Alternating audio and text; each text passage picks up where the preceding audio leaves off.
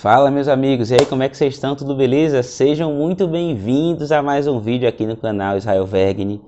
E no vídeo de hoje uma dica especial para você que é produtor rural ou tem interesse de se tornar um produtor rural, tá bom? Você sabia que você pode começar a produzir sem investir dinheiro?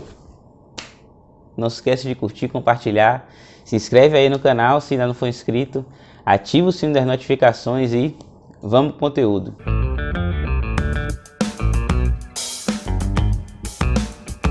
Bom, meus amigos, antes que você pense que isso aqui é um truque de mágica, é alguma informação especial que eu tenho para te trazer, algum dado, algum dinheiro perdido que está caindo do céu, não. Eu estou falando do lançamento do Plano Safra 22-23 que aconteceu no iniciozinho desse mês, no finalzinho do mês de junho e início do mês de julho, tá bom? O Plano Safra desse ano, ele contemplou o volume de crédito representando aí cerca de 340 bilhões de reais, um aumento de mais de 30% em relação ao ano safra anterior. Parte importante da justificativa para esse aumento no volume de recursos se dá em função do aumento da despesa que os produtores estão tendo com os insumos, já que o custo de produção cresceu bastante. Então, para dar conta de suplementar a produção já prevista, ou seja, para dar conta de produzir o que é no mínimo necessário e ainda conseguir ajudar o mundo sob o ponto de vista da segurança alimentar, ampliando a produção, ampliando a safra de grãos, de milho, de soja, de outros tantos produtos que estão no cenário de elevação de preços, impactando a inflação não só no Brasil, no mundo, houve sim esse aumento do Plano Safra, e o aumento de recursos visa justamente conseguir financiar mais projetos e oferecer mais crédito para o produtor rural. Destaque importante diz respeito aí às taxas de juros, tá? Os principais programas Pronaf, Pronamp, eles não tiveram elevações de taxa a nível superior à taxa Selic, ou seja, as taxas estão abaixo da taxa Selic. A taxa do Pronaf, ela vai ficar agora entre 5% e 6%, 5% para a produção de alimentos e 6% para os demais produtos. Lembrando para vocês que o pronafiano é aquele que tem renda bruta agropecuária de até R$500 mil por ano safra. Também precisa cumprir aquele requisito de ter no máximo aí 4 módulos fiscais em sua propriedade. O módulo fiscal ele varia aí de município para município, de estado para estado, mas dá aí mais ou menos 80 hectares, de 80 a 120 hectares, a depender da região onde você esteja aqui no Brasil, tá bom? Esse pronafiano ele também precisa ter um documento chamado DAP, a DAP válida para poder ter acesso ao crédito rural. E aí com isso, tendo essa renda de até R$500 mil proveniente da atividade agropecuária, dentro de um ano safra, tá? Tendo a DAP, tendo ali algumas outras informações mínimas, como matrícula do imóvel, projeto e orçamento, tendo também ali o CAR ativo regularizado, o cadastro ambiental rural regularizado, faz todo sentido você considerar se você vai produzir e buscar ali um crédito rural, tá bom? Vamos só para mais um outro destaque, tem ainda uma dica importantíssima para você que é produtor rural ou que quer produzir.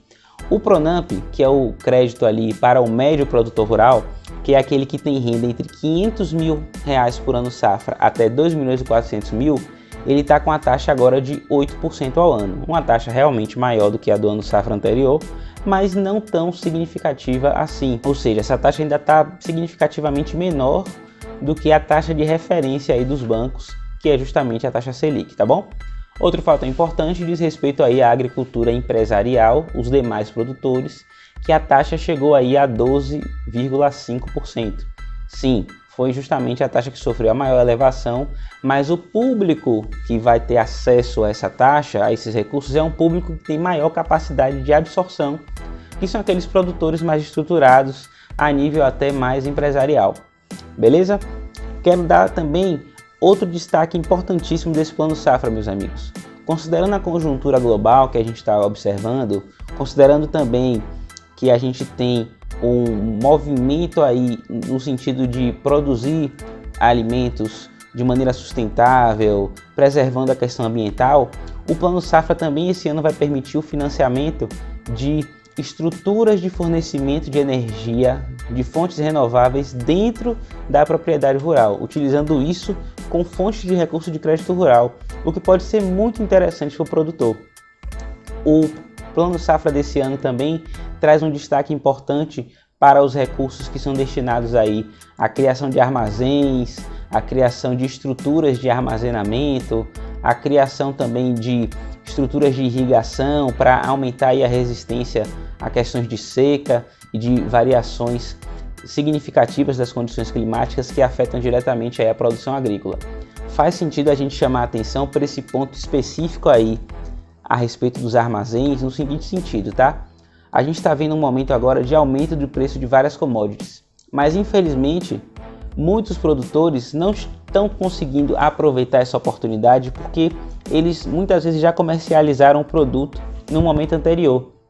E agora que há uma certa demanda mais significativa dessas commodities, eles não estão conseguindo de repente ter um preço melhor agora para poder se planejar e oferir ali uma margem de lucro mais interessante para a sua atividade, que foi tão prejudicada aí ao longo da safra anterior, a safra 21-22, no que se trata da questão climática. A gente teve uma perda muito significativa da safra de milho.